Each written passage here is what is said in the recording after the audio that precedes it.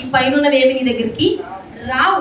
అందుకే అంటున్నాడు దావీదు అక్కడ ఏమంటున్నాడంటే, నీ ఎదుట నేను పాపము చేయకుండానట్లు నా హృదయంలో ఏముంచుకున్నాను, నీ వాక్యం ఉంచుకున్నాను. నీ వాక్యమే నన్ను పాపం చేయకుండా ఏం చేస్తుంది, ఆపుతుంది.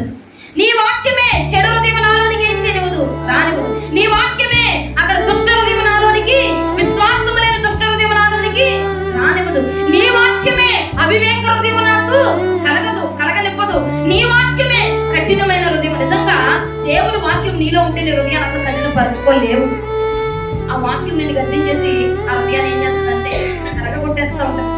ఆ వాక్యం అంటే నువ్వు ఇలా చేయకూడదు కదా, వాక్యం చెప్తుంది తప్పని చెప్తుంది కదా, నువ్వు విధంగా ఉండకూడదు కదా అని ఎప్పుడైతే వాక్యం చెప్తుందో ఆ వాక్యం ప్రకారంగా మనం ఏం చేస్తామంటే మన హృదయాన్ని మార్చేసుకుంటాం. హల్లెలూయా.